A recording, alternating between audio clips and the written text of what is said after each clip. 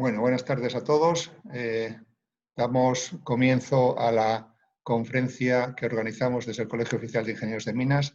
En este caso vamos a hablar sobre generación eólica offshore flotante, que es una tecnología que veremos que es muy prometedora. El colegio siempre se ha mostrado a favor de las energías renovables. Siempre hemos comentado que es un futuro y puede ser un futuro muy interesante para Asturias. Y en todo caso, pues hay que estar atentos e intentar aprovechar las oportunidades que se presentan, que sin duda serán muchas. Para hablar de la generación eólica offshore flotante nos acompaña Bautista Rodríguez Sánchez, que es ingeniero industrial, que prácticamente desarrolló toda su carrera profesional en lo que era hidroeléctrica del Cantábrico, primeramente, después EDP, posteriormente pasó a EDP Renovables y en la actualidad es director técnico, general técnico de EDP Renovables y lleva proyectos de este tipo tan significativos. Sin más, Bautista, cuando quieras, pues esperamos atentamente tus notas, tu conferencia. A lo largo de esta conferencia estará abierto el chat para preguntas y al final pues haremos un breve turno de preguntas y trataremos de contestar a todas aquellas que se vayan presentando a lo largo del chat. Sin más, Bautista, cuando quieras, muchas gracias. Muchas gracias, Juanjo, por la presentación. En primer lugar, buenas tardes a todos y felicitar al Colegio de Ingenieros de Minas y al equipo rector por toda esta serie de webinars que está organizando y agradecer a la vez pues, la invitación para esta conferencia que voy a tratar de exponer en primer lugar lo que es EDP Renovables, muchos la conocerán, pero quería un poco ponerla en contexto también dentro del sector del offshore, eólico offshore, que la situación actual y cómo vemos que va a evolucionar en los próximos años. A continuación haré una presentación de lo que es el proyecto de WindFloat Atlantic, que es un proyecto offshore flotante que acabamos de poner en explotación en la costa norte de Portugal. Y finalmente, pues haremos una reflexión de cómo el offshore flotante abre unas, creemos que muy interesantes oportunidades para España y muy específicamente para la región noroeste, para Galicia, para Asturias. Creo que son regiones que pueden tener un desarrollo muy interesante en este sector. Entrando ya en lo que es la presentación, como decía, EDP Renovables nació a principios de los años 2000 como una filial de lo que era Hidrocantábrico y desde entonces pues, ha tenido un crecimiento internacional muy importante a nivel más de 13 países actualmente. Pero bueno, nos gusta decir que mantenemos la sede central en Oviedo. Es también honesto decir que las oficinas principales, por supuesto, están en Madrid y la segunda oficina más importante para todo el mercado de América en Houston, pero la sede formal está en Asturias, donde seguimos manteniendo pues, una actividad muy importante con más de 200 megavatios de potencia instalada en 6 proyectos eólicos onshore, que se instalaron pues, en el momento de más auge, ¿no? de la energía eólica en España. Y en Oviedo tenemos igualmente el despacho de teleoperación, uno de los 3 despachos. De hecho tenemos este de Oviedo, otro en Oporto y el tercero en Houston, donde van repartiendo el telecontrol de los distintos parques, ¿no? En total son más de 250 parques en diferentes geografías. El de Houston pues, atiende el mercado de Norteamérica, el de Oviedo el mercado español y el de Oporto el mercado del resto de Europa. Y actuando a su vez de respaldo, ¿no? Es decir, la atención es 24/7 en el caso de Oviedo, pero en caso de un incidente mayor en el despacho de Oporto, pues podría tomar el control del resto de parques de Europa. Fuera de lo que es Asturias, la realidad de EDP Renovables, como decía, pues es una empresa que ha crecido mucho en estos 15 años de existencia. A fecha de hoy, pues andamos por encima de los 11 gigavatios de potencia en explotación, llevando yo creo que en torno a 10 años siendo el cuarto operador a nivel mundial en el sector del sector de energía eólica, ¿no? Este mercado, estos megavatios están repartidos casi a partes iguales entre América y Europa. El país con más peso específico es Estados Unidos, con más de 5 megavatios. El siguiente más importante es España, que tiene en torno a 2,5, 2.500 megavatios. Estas cifras, y el resto de países, estas cifras son orientativas porque estamos en una fase de mucho crecimiento, con lo cual estas se van actualizando en de nueva potencia instalada, a la vez que una estrategia también de rotación de activos, dando entrada a minoritarios y eso va afectando a las cifras exactas, pero la foto yo creo que es representativa. Quiero resaltar aquí que de estos más de 11 gigavatios de potencia instalada, en su mayor parte son parques eólicos onshore, es nuestro core business histórico, pero ya en su momento empezamos a tener algunos parques en Rumanía, en Portugal, en Estados Unidos, fotovoltaicos, y pues en los últimos años es un sector que está creciendo mucho. Y específicamente una trayectoria similar supuso el offshore, que llevamos algunos años desde que empezamos en Escocia, con el primer desarrollo de un parque eólico offshore, en este caso de estructura fijada en el fondo marino, y a fecha de hoy pues también representa un poco, ¿no?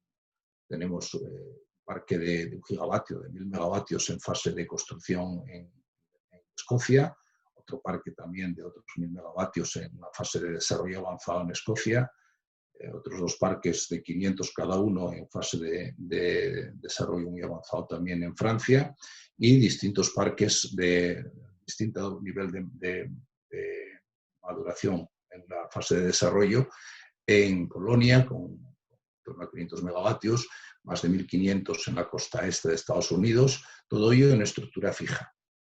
Y en el sector que vamos a ser el objeto hoy de la conferencia del offshore flotante, hemos puesto en explotación recientemente el primer parque, estos 25 megavatios de offshore flotante que aparecen en las burbujas un poco de fondo azul en Portugal. Tenemos otro también muy avanzado en la costa mediterránea de Francia de 30 megavatios y distintos proyectos en un estado más temprano de desarrollo en la costa oeste de California de Estados Unidos, en Canarias y en Corea del Sur, otro parque de 500 megavatios. Quiero decir que es dentro de lo que se ve de renovables, pues es una tecnología que reciente en el portfolio de parques, pero que estamos seguros va a ser uno de los ejes principales del desarrollo en los próximos años. Pasando ya a lo que es nuestra visión del sector eólico, offshore, como decía, ha tenido un desarrollo muy importante. Desde el 2010 básicamente empezó a crecer, como suele pasar en estos casos, con un crecimiento inicialmente lento, pero que se va acelerando y se acelerará con certeza mucho en los siguientes años. Inicialmente, el desarrollo estuvo focalizado en torno a las costas del Mar del Norte, fundamentalmente en UK, en Alemania, en Países Bajos, y son mercados que van a crecer de una forma mucho más intensa en la próxima década. Pero además, ya en el sector offshore se han incorporado mercados como Estados Unidos, todo China y en general todo Asia-Pacífico, que pues, da lugar a un desarrollo absolutamente exponencial. Esto referido al offshore en general.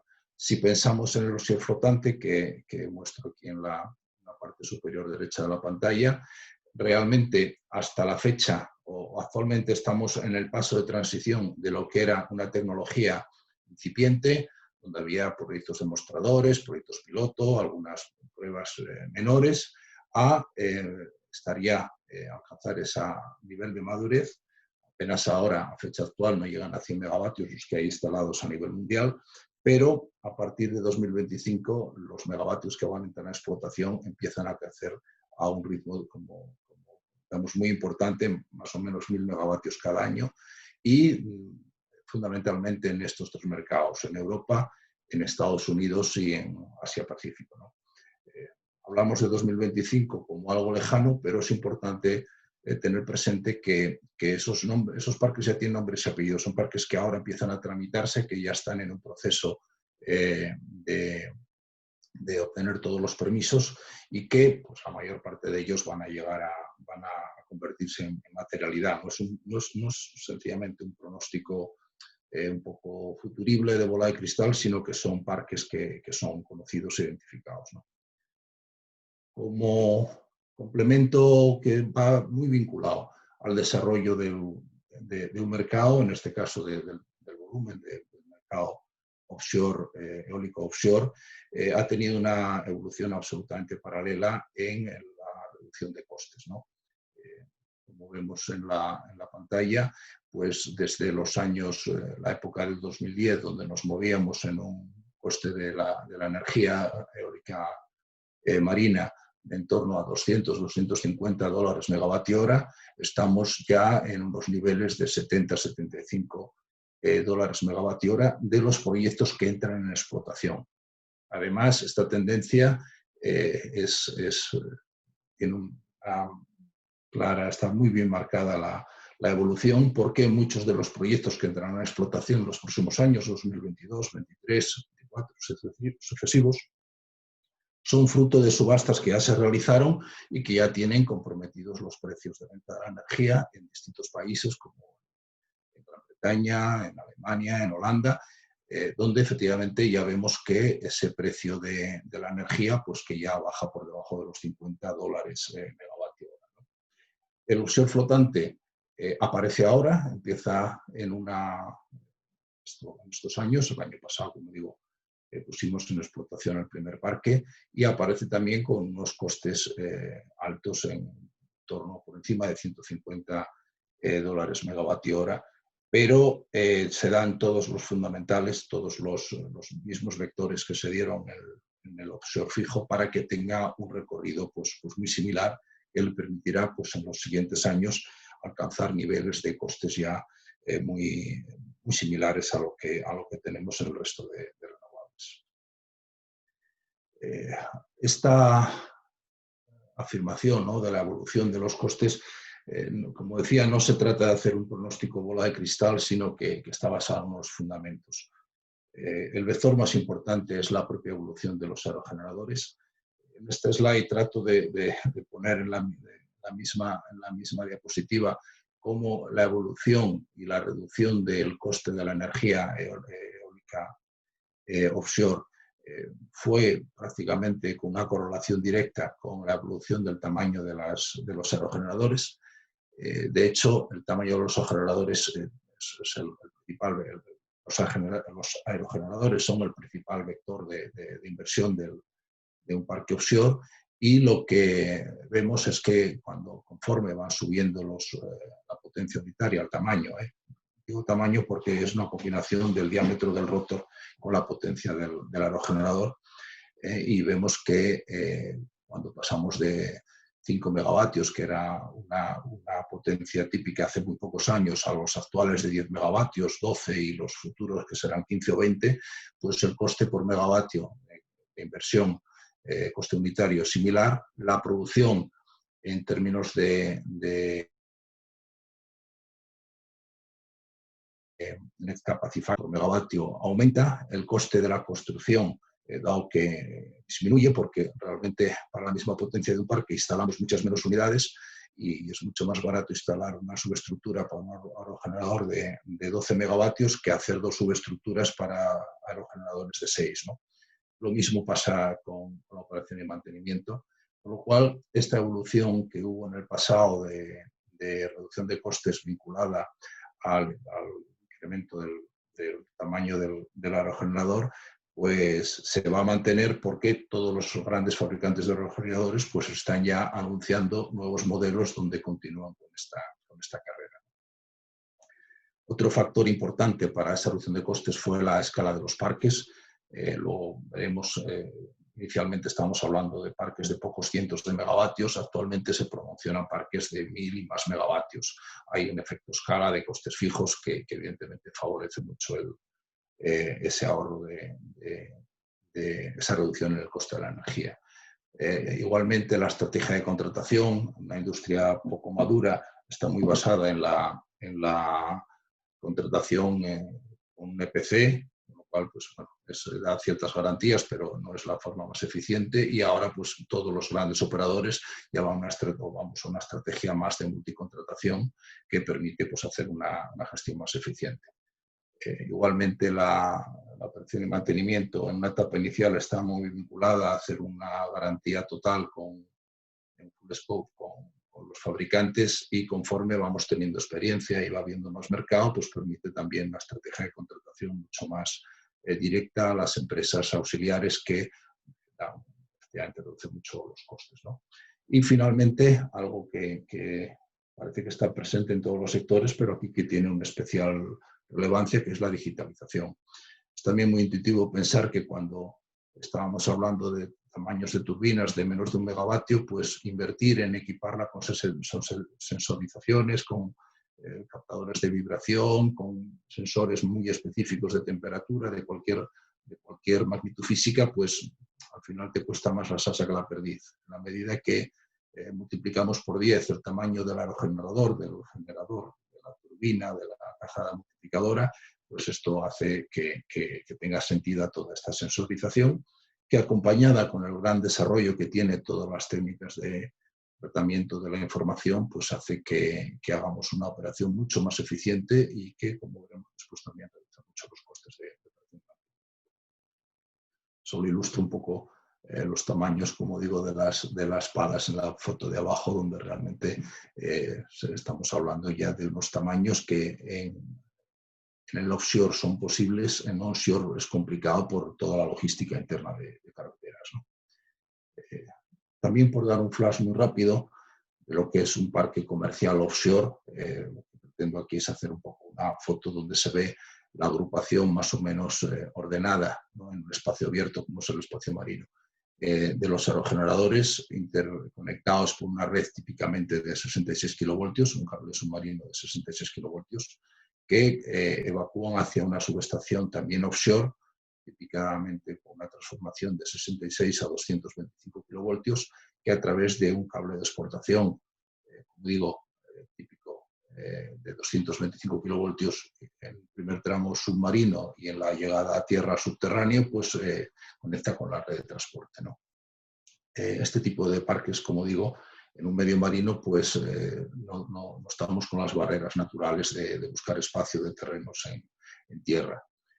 Y también una reseña que creo que es muy importante diferenciar entre el offshore flotante y el offshore fijo, es que el offshore fijo, por la propia necesidad de hacer instalación de subestructuras en el fondo marino, en profundidades que veremos que el límite está entre los 55 y 60 metros, incorporan pues unos medios, unos barcos que importa de la industria de oil and gas, que son pues auténticos barcos de televisión, ¿no? Por tanto, hay pocos, son muy caros cada día que se pierde de mal tiempo, pues tiene un impacto muy fuerte, y es un círculo de un club pues relativamente cerrado. Cuando vamos a la eólica flotante, toda esa actividad se traslada a puerto, tanto el ensamblaje como las grúas, toda la logística se hace en el puerto, y realmente para luego la instalación se requieren los medios más convencionales de remolques y barcos de instalación. Esto sería un poco por dar el contexto general de lo que es la eólica marina. Si entramos en lo que sería la presentación del proyecto WindFloat Atlantic, que quería mostrar, primero dar un flash muy rápido. Realmente lo que estamos haciendo es disponiendo de una subestructura que es flotante y que permite dar la estabilidad para los aerogeneradores del tamaño que estamos hablando, ¿no? Por tener una visión rápida, hay como 4 grandes familias de diseños de subestructuras flotantes, las que cito aquí: la barcaza, las semisumergibles, el SPAR, la TLP, que va tensionada, amarrada al fondo marino. Realmente, desde el principio, nosotros siempre creímos que la semisumergida era la más idónea, y es en la que hemos hecho el desarrollo. Y básicamente, por dar una también unos conceptos muy básicos, es una subestructura que es agnóstica con relación a la turbina. Cualquier modelo comercial de turbina es válido y únicamente pues, hay que ajustar la interfase de anclaje en la base de la torre y algunas señales del sistema de control que comparte, ¿no?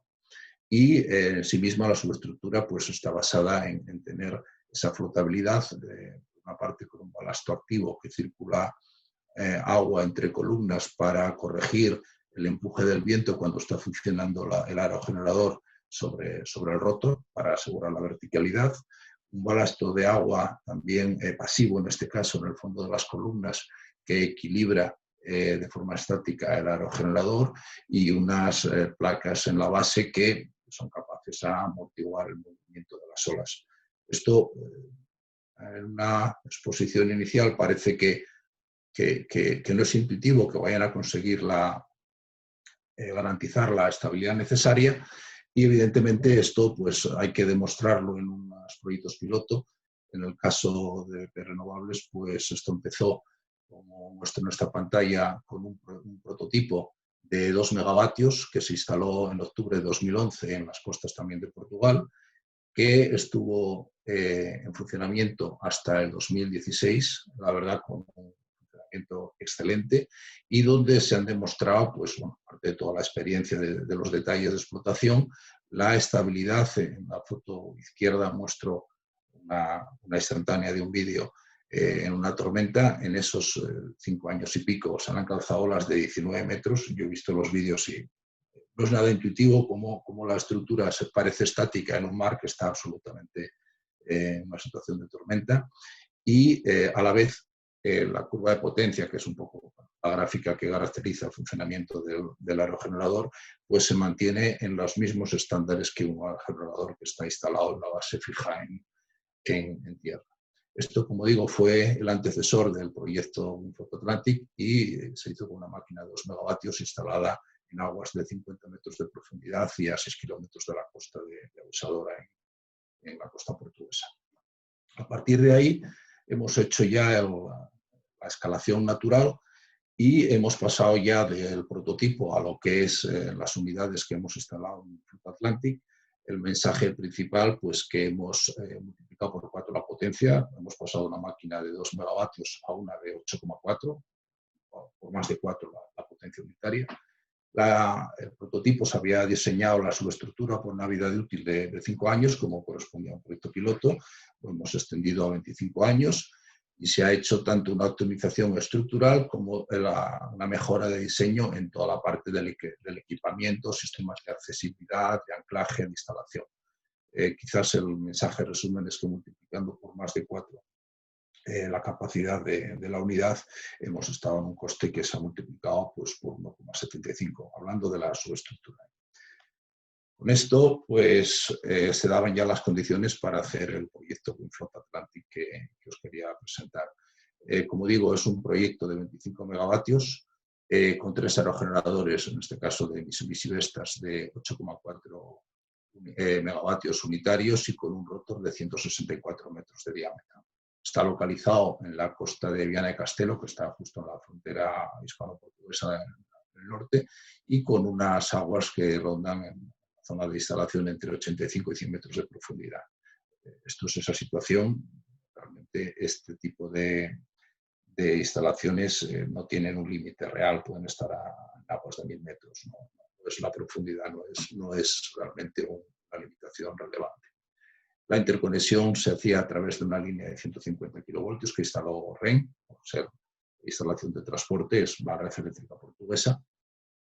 Y inicialmente está operada en 66 kilovoltios porque era suficiente para este parque, pero usó con 150 pensando en futuras ampliaciones. La construcción, las 3 subestructuras fueron construidas, una parte por Asilva Matos, que es un constructor portugués en Lisnave, y la otra por el consorcio Navantia Windar, que compartieron la instalación tanto en Ferrol como en Avilés, ¿no? Y una vez construida la subestructura, se ensambló todo el aerogenerador con la subestructura en el puerto de Ferrol, y a partir de ahí, con un remolcado convencional desde Ferrol hasta Viana de Castelo, donde se hizo la sujeción, el anclaje. El anclaje en estos casos tiene el propósito de que no lo desplace la corriente, son estructuras flotantes, pero hay que evitar el desplazamiento, y fue realizado por la empresa Burgo. Todo el proyecto, tanto el diseño como la construcción e instalación, fue certificada por ABS, y el proyecto tuvo un soporte como proyecto precomercial, que era un soporte institucional, por una parte dentro del programa NER 300 de la Unión Europea, y por parte del Estado portugués, tanto con un apoyo a la instalación, a la inversión por parte de la Asociación Portuguesa de Ambiental, la APA, como por una feed-in tarifa específica que tenía, una tarifa específica fija que tiene el proyecto que da el gobierno portugués. Otro tema muy relevante del proyecto es que es el único y primer proyecto de offshore flotante que ya ha tenido una financiación comercial. En la actualidad, proyectos de esta naturaleza hay dos en funcionamiento. Uno es de la empresa Equinor de Hywind, que tienen en Escocia, son noruegos, con otra tecnología, la tecnología de Spark que citaba antes, flotante, y que está en funcionamiento, pero que tuvo una financiación, digamos, interna, ¿no? Nosotros hemos tenido el propósito desde el inicio de que ya sea un proyecto con una financiación externa, de forma que ha tenido, por una parte, este apoyo institucional que citaba inicialmente de NERC y de la Administración portuguesa, por otra parte, de los socios del proyecto, que somos un 54% de EP Renovables, un 25% Engie, un 20% Repsol y un 1 y pico por ciento Principal Power. Pero, como decía, financiado por el Banco Europeo de la Inversión, que de alguna forma demuestra pues, la madurez y la garantía, ¿no?, de la confianza técnica. Financias un equity, demuestras que eres rico. Cuando consigues que un banco financie un proyecto de estos, pues tienes que demostrar toda la bondad técnica del proyecto. Entrando ya en lo que es el proyecto en sí, querría destacar, por una parte, lo que es la construcción. La construcción implica la construcción de las subestructuras, que con mucho es la parte más relevante en lo que se refiere a la actividad industrial, mano de obra y implicación de una enorme cadena de suministro, ¿no? Como decía, implica toda la cadena de suministro en talleres inicialmente, después mecánico, eléctrico, de control, un montaje en astilleros y un área logística a los puertos para hacer el ensamblaje, ¿no? Aquí vemos también un poco la dimensión de lo que estamos hablando, ¿no? En perspectiva, con lo que pueden ser un coche, un camión que se ve por ahí, pues se ve un poco también la dimensión y, por tanto, el volumen de mano de obra y de material que implica.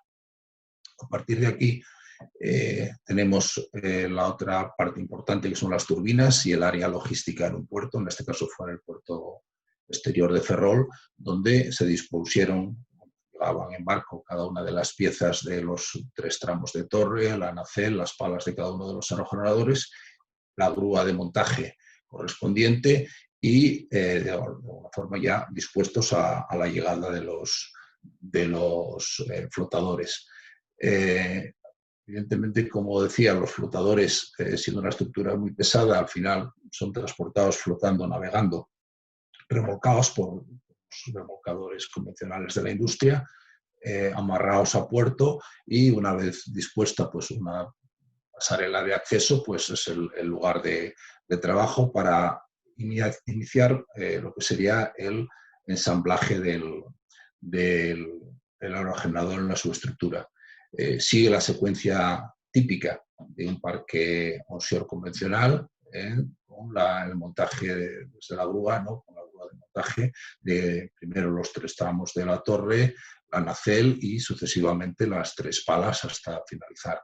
Es cierto que tiene algún requisito adicional, porque aunque está en aguas de puerto, pues no tiene exactamente no es tan estático como cuando estamos en un parque onshore, pero de alguna forma la experiencia pues, lo que ha demostrado es que obviamente ese montaje al final sigue los mismos procedimientos, pues bueno, con unos requisitos de condiciones de viento y de ola en el puerto exigentes, pero que en un puerto son las condiciones que se dan habitualmente. A partir de ahí, el proceso es ya el transporte, el remolcado hasta el sitio. Una vez llegado al sitio hay que, por una parte, como decía, anclarlo. Va anclado en tres anclas previamente instaladas en el fondo marino con su correspondiente cadena y línea de enganche que, como digo, evitan pues, que haya un desplazamiento de la corriente, ¿no? En paralelo, igualmente, se hace la instalación del cable submarino de 66 kilovoltios que va interconectando cada una de los aerogeneradores y, finalmente, con el cable de exportación a tierra, ¿no? Es importante, como digo, que todo esto se hace con barcos convencionales. Hay unas restricciones a la hora del remolcado, del anclaje y también del acceso de las personas desde los barcos a los flotadores, que en función de la tarea pues puede requerir olas como máximo de 2 o 3 metros, pero que bueno, pues estábamos en el Atlántico, estábamos en meses de invierno y evidentemente es una gestión logística el programar los trabajos en consecuencia. En cuanto a la operación y mantenimiento, en este caso se hace desde el puerto de Viana de Castelo y realmente lo que implica, pues al final es un centro de almacén y centro de trabajo de los equipos de las brigadas de operación y mantenimiento en las propias dependencias del puerto y un barco de transporte, CTV, un Crew Transport, es el barco de transporte del personal, si me permitís, es el equivalente a Land Rover o al 4x4 de los parques en tierra, ¿no? Y que tiene esa función de desplazar al personal que hace el mantenimiento rutinario. Otra característica muy importante de los parques offshore es que el gran correctivo, si en un momento tenemos que cambiar una pala o un generador de la nacelle o la multiplicadora, piezas que son de muchas toneladas, en el offshore convencional necesitamos habilitar otra vez esos barcos de instalación más o menos espectaculares y hacer ese trabajo desde esos barcos. En este caso, ante una situación que bueno, no se da muchas veces, pero con los años siempre acaba sucediendo, la metodología aquí es muy distinta, sencillamente desenganchar la unidad del conjunto del parque y remolcarlo a puerto. En este caso sería el puerto de Vigo, que es el puerto que tiene cierta infraestructura de grúas y calado y demás más próximo para hacer la reparación y volverlo a tierra, al sitio. Como digo, esto fue un proyecto que lo instalamos durante el pasado año 2019 y a principios de este año ya se puso en explotación y tratando de sintetizar un poco lo que hemos estado presentando, yo diría que las subestructuras offshore flotantes están disponibles en el mercado y continúan desarrollándose. No estamos hablando de los pilotos, sino de algo que es real. La madurez de esta tecnología hace que permita una financiación comercial. Esto es clave a la hora de desarrollar grandes proyectos y escalarlos. Y el proceso de fabricación, de construcción del parque, implica una amplísima cadena de suministro, ¿no? Incluye, puede ser de otra manera, ingeniería y gestión de proyectos, la fabricación de las subestructuras, con mucho, es la más intensiva en mano de obra, talleres mecánicos, eléctricos de control, logística, astilleros, puertos, áreas logísticas de ensamblaje en los puertos. Evidentemente contamos con suministradores globales de los aerogeneradores, los cables submarinos, las anclas del mercado internacional y requiere pues embarcaciones convencionales de remolque e instalación. Y luego la operación y mantenimiento pues, se hace desde un puerto pequeño, próximo al parque, y se apoya también pues, en un puerto, digamos, más relevante para hacer un hipotético gran correctivo. Esto sería un poco una visión muy rápida de lo que fue el proyecto, que es el proyecto de Flota Atlántico.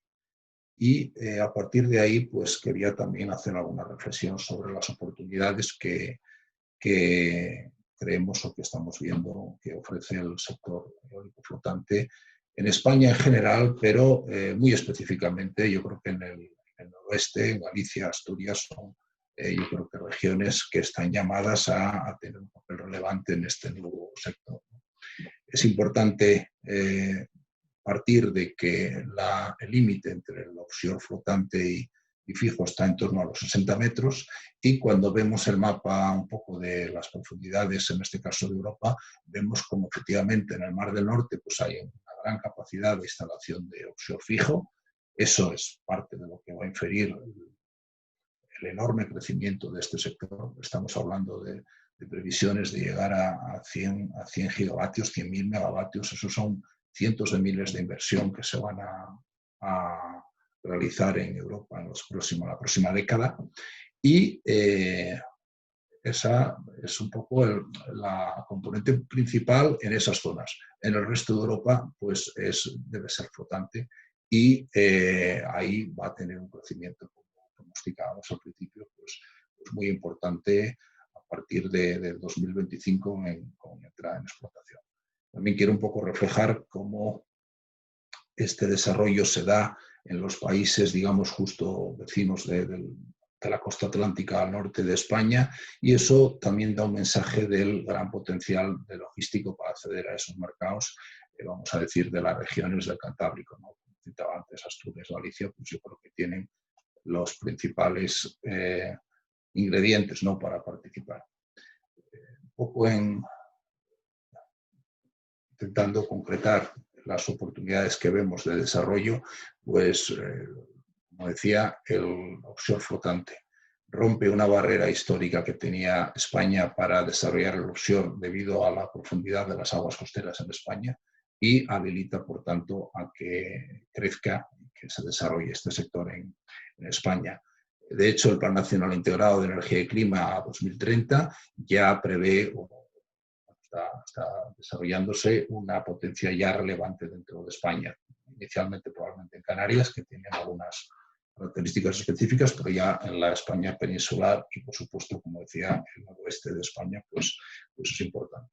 Quizás, desde mi punto de vista, lo que más podemos resaltar de la implicación del desarrollo de proyectos flotantes es, bueno, por un lado es la contribución al mix de generación renovable del país, pero honestamente hacer un parque de 100 megavatios, de 50 o de 500 offshore al mix de generación aporta algo muy parecido a lo que lo haría un parque onshore.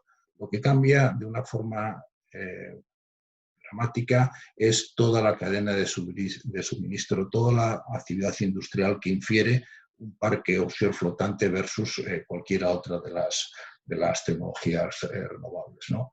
De modo que durante todo el proceso de construcción, el parque pues, al final, un par de años, absorbe una enorme cantidad de mano de obra y actividad industrial en la región donde lo está fabricando.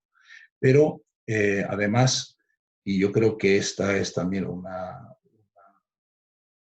tema muy importante a tener en cuenta, es que habilita a un gran número de empresas para participar en ese mercado que estaba describiendo, que en la próxima década se va a ver una inversión de cientos de miles de millones de euros en offshore en los países del norte de Europa, y evidentemente hasta ahora yo pienso pues en el noroeste de España, Windar en Asturias, Navantia en Galicia, son las empresas que de verdad están participando de alguna manera significativa en ese mercado. Seguramente, ojalá me olvide alguna, pero desde luego estas son los ejemplos. Yo creo que es un mercado que tiene muchísimo más desarrollo, pero siempre va a necesitar demostrar un track record, una experiencia que si no se hacen unos primeros proyectos, pues muchas empresas van a tener siempre, o están teniendo siempre esa barrera de entrada. El desarrollo de parques en la península, aparte de la actividad intrínseca en sí misma, va a habilitar, desde mi punto de vista, a un gran tejido industrial en las regiones donde se desarrolle para competir en este campo abierto en el mercado internacional, ¿no? Por supuesto, crea un empleo de operación y mantenimiento en las comarcas, y además, y creo que es un vector también muy importante que está ahora en eclosión, habilita a estas regiones a dotar de generación renovable a las futuras factorías de producción de hidrógeno verde, que sin duda va a ser uno de los vectores fundamentales del desarrollo de las energías renovables en Europa. Muchas veces se habla del hidrógeno a partir de la fotovoltaica y seguramente será una buena solución, pero evidentemente no todas las regiones tienen capacidad de hacer una instalación fotovoltaica con el volumen de cientos y cientos de megavatios que se van a necesitar, y el offshore pues abre una oportunidad, digamos, para participar también de ese desarrollo del mercado del hidrógeno. En definitiva, esta es nuestra visión. Estamos convencidos que el futuro, el mercado del offshore flotante va a ser uno de los grandes impulsores de la actividad industrial en muchas regiones de Europa, y evidentemente el momento creemos que es ahora, cuando de alguna forma hay que entrar, subirse a ese tren.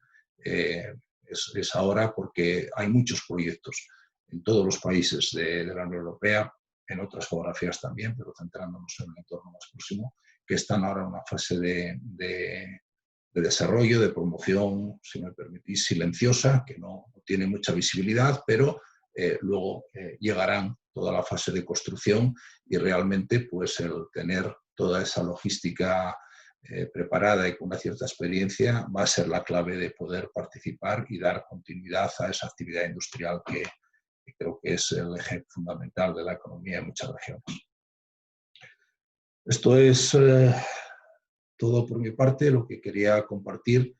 Por supuesto, en la medida que pueda, cualquier aclaración, consulta, duda, pues encantado de poder tratar de responderlas, ¿no? Muy bien, muchas gracias, Bautista. Yo creo que la exposición ha quedado muy clara, has abierto los ojos a muchas cosas, y yo me quedo con la última conclusión casi de lo que es el hidrógeno. Sabes que ahora mismo se está hablando del hidrógeno, de perspectivas de futuro, de aplicaciones del hidrógeno, sobre todo en temas donde pues, no es competitivo o tengamos que eliminar los combustibles convencionales.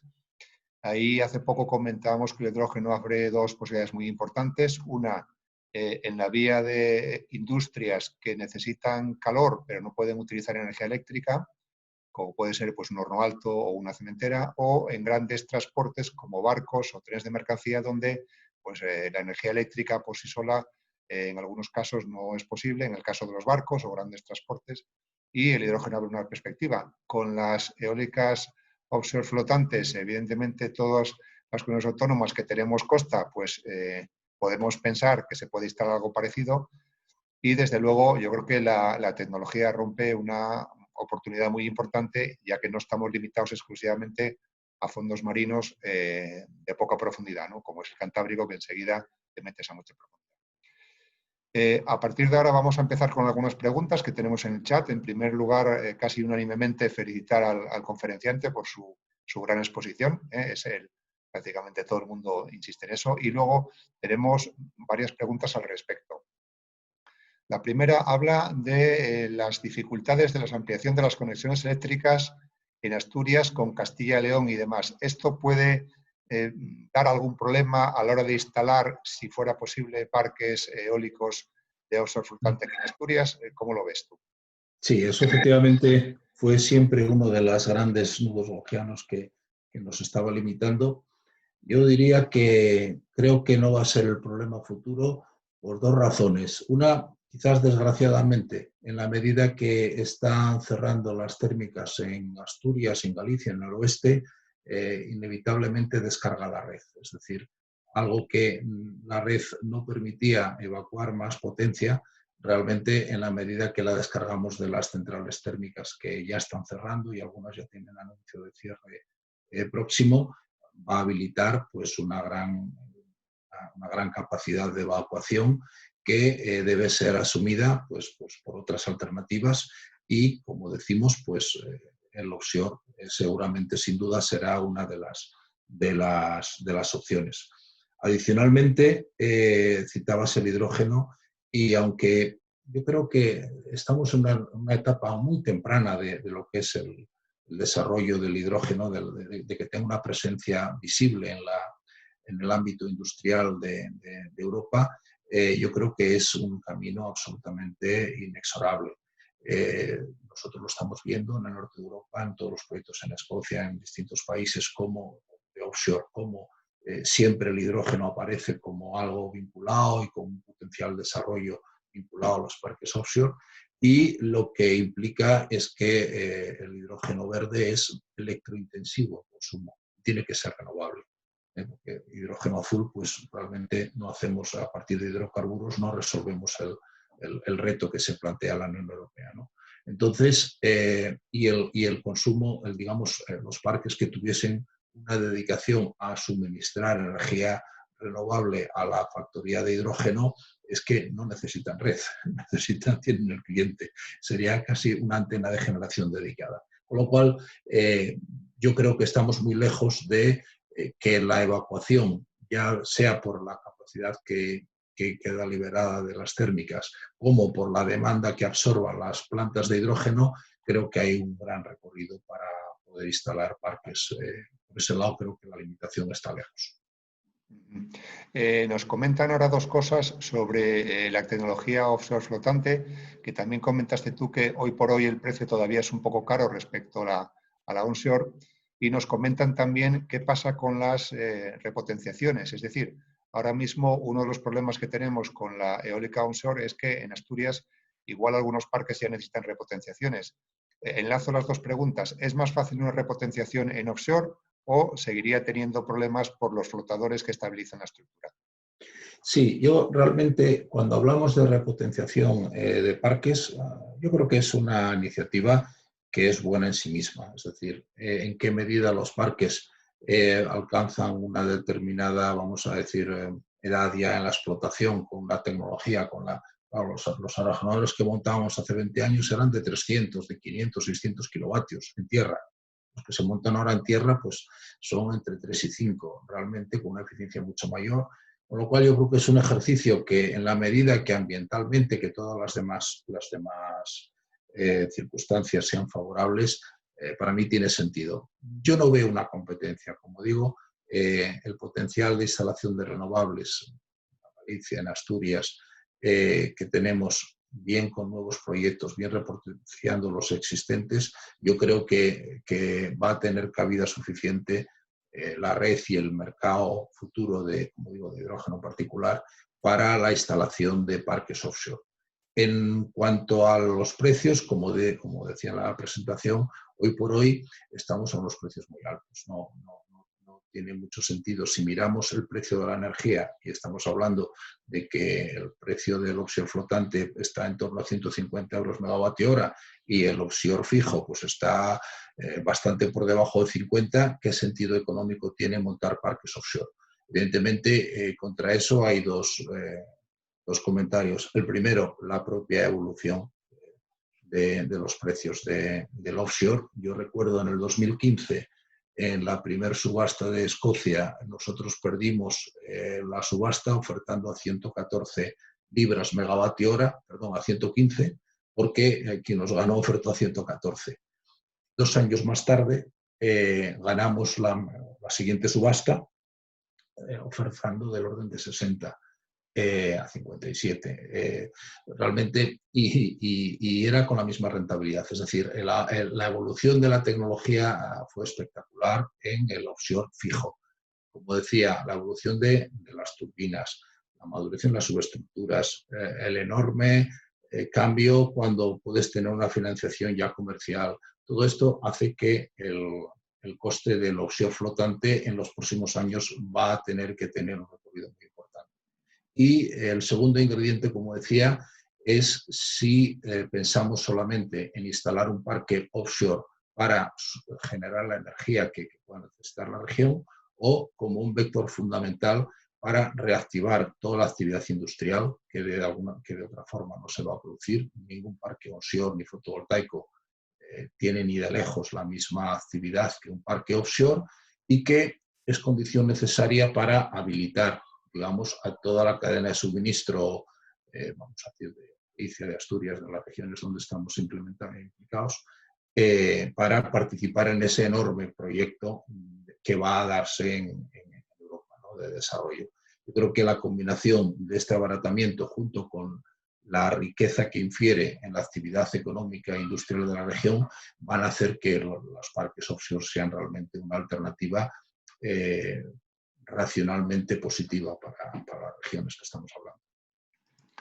Tal y como estabas comentando hasta ahora, claramente parece que los parques offshore flotante generan trabajo y generan trabajo en las proximidades o en los puertos cercanos, más o menos de donde se instalen, puesto que hay una labor ya inicialmente de montaje y luego otra de mantenimiento, que bueno, eso normalmente, por lo que acabas de comentar, puede dar lugar a más empleo que el que significaría un onshore o un parque convencional, ¿no? En ese sentido, comentar un poco qué posibilidades, o si tenéis algún estudio un poco más sobre lo que es Asturias, Galicia, posibilidades reales o algún estudio real sobre posibles alternativas en nuestras costas, tanto Asturias como Galicia, para montar parques. Y desde luego entendemos que con estas ayudas y con la mejora de la tecnología, bueno, pues puede que sea más fácil la instalación de este tipo de parques. ¿Cómo lo ves tú? Sí, yo creo que esa es un poco nuestra visión. Es decir, evidentemente, Asturias, Galicia, no se trata de hacer publicidad, pero es un hecho. Navantia, Windar son grandes agentes, han sido nuestros proveedores en este proyecto de Windflot Atlántica, acabo de decir. La cantidad de horas de trabajo es absolutamente de otra escala. Por dar un ejemplo, tras nuestro proyecto, otra empresa, Cobra, está haciendo un proyecto similar en Gran Bretaña, ha contratado 5 unidades también a Navantia Windar, y para hacerlas en el mismo año, 4 las hacen entre Ferrol-Avilés y otra la tienen que hacer en Cádiz. No son capaces de hacer hoy por hoy, con las instalaciones que tienen, quiero decir, satura un año la capacidad de trabajo de la parte no militar del astillero. Eso digo que es una escala distinta en la cantidad de actividad industrial que genera el offshore flotante respecto a cualquier tecnología renovable. En Asturias, Galicia, pues hay zonas que son hábiles para instalar un parque offshore. Los parques offshore necesitan viento, es una realidad.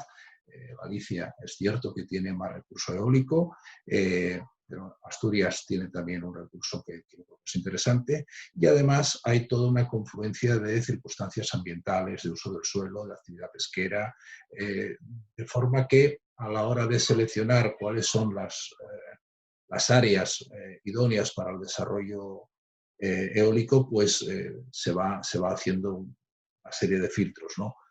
Creo que ambas regiones tenemos identificadas zonas donde serían adecuadas para hacer esos parques offshore y que cumplen todas esta envolvente de condiciones que estamos diciendo. Bien, muchas gracias. Comentaban también que respecto a estas características del offshore flotante, si sería factible en un futuro no muy lejano que las subastas fueran específicas para offshore flotante, en vez de una subasta genérica como en principio se están haciendo hasta ahora. ¿Cómo lo ves tú esto? Sí, yo creo que tiene toda la lógica. Creo que algunos mensajes se están dando en ese sentido desde el sector renovable, digamos, a las administraciones. Yo creo que tiene toda la lógica y, por tanto, quiero ser optimista en que van a ser mensajes bien recibidos o acogidos, ¿no? En el sentido que es injusto tratar igual lo que es diferente, ¿no? Lo que decía, la implicación, si solo miramos el aspecto de la generación de la energía, puede ser algo más caro aún después de esa madurez tecnológica, pero del impacto social y económico que tienen las regiones es muy distinto. Entonces, creo que la fórmula idónea para asegurar una instalación transparente y competitiva con dotar de los recursos que de alguna forma van a necesitar los proyectos, es hacer esas subastas zonales. Y efectivamente creo que es desde nuestro punto de vista, la solución, digamos, madura, más adecuada para el desarrollo del offshore en España.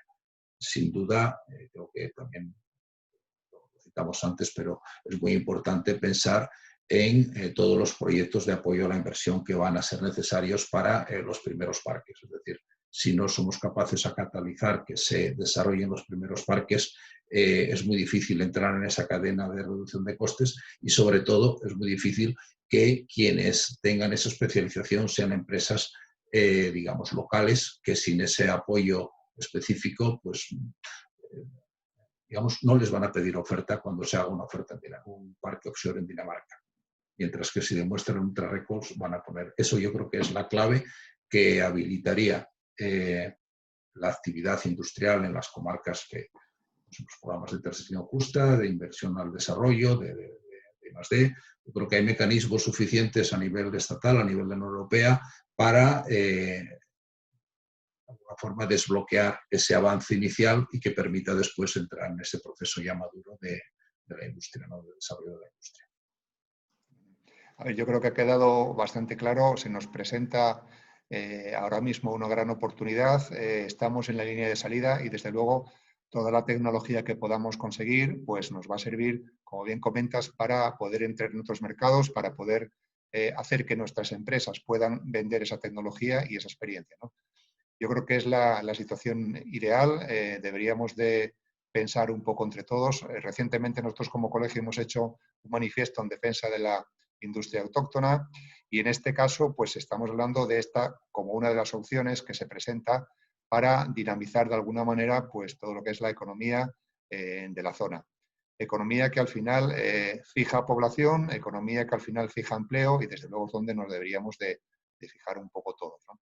Creo que además el offshore flotante, tal y como comentas, y por casi concluir, abre unas expectativas que no había respecto al offshore convencional.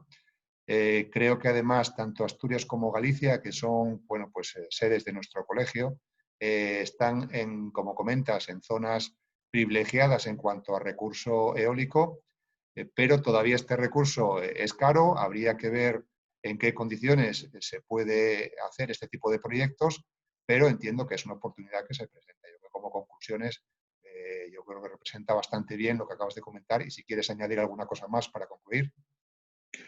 No, por mi parte creo que lo has definido muy bien.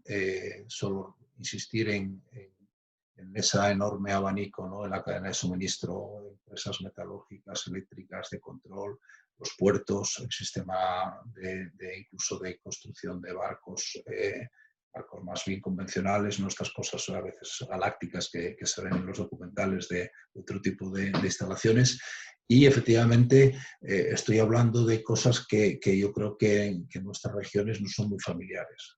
Los grandes talleres de construcción, astilleros, puertos, yo creo que hay una gran tradición y es un diferencial que debemos de poner en valor en un momento en que efectivamente pues, el declive de otras actividades históricas pues generaría un gran impacto social y que con una voluntad real por parte de las administraciones de habilitar programas de transición justa, pues este puede ser uno de los vectores fundamentales para hacer de alguna forma en esa transición energética y de actividades, pues una oportunidad de desarrollo y no un problema de crisis económica y social en las regiones, ¿no? Sí, además le añadimos, como comentabas antes, que no existen problemas para sacar la energía eléctrica que generemos, puesto que las líneas de transporte que estaban dimensionadas para térmicas de capacidad muy superior, pues bueno, van a cerrar, pues eso al final yo creo que todo junto pues puede hacer que salgan proyectos interesantes y que puedan servir para aumentar o por lo menos compensar la pérdida de empleo, ¿no? Yo creo que con esto podemos concluir. Me parece que ha sido bastante significativo tus comentarios. Desde luego, insistir en las felicitaciones por parte de la mayor parte de las personas que asistieron a este chat y comentar que esta conferencia se está grabando y la pondremos a disposición de todos los que quieran verla en la página web del colegio a partir de mañana pasado. Y estaremos bueno, pues, a disposición. Bautista, si quieres añadir alguna cosa más o quieres concluir, porque yo creo que al final ha quedado todo bastante claro y bueno, yo creo que es una oportunidad, insisto, que deberíamos de aprovechar. Pues solo agradeceros, creo que como citaba al principio, este tipo de seminarios son muy oportunos y yo creo que hay que felicitar a todo el equipo rector del Colegio de Ingenieros de Minas por la organización Y por mi parte, pues aparte de lo que hemos estado comentando, tenéis mi contacto, cualquier duda, cualquier comentario, cualquier análisis que pueda surgir, encantado de seguir en contacto y atendiendo en la medida de mis posibilidades a cualquier cuestión. Pues Muchas muy bien. gracias. Muchas gracias por tu colaboración y sin más, damos por finalizada esta conferencia. Muchas gracias a todos por vuestra presencia. Venga, muchas gracias. Hasta luego. Adiós.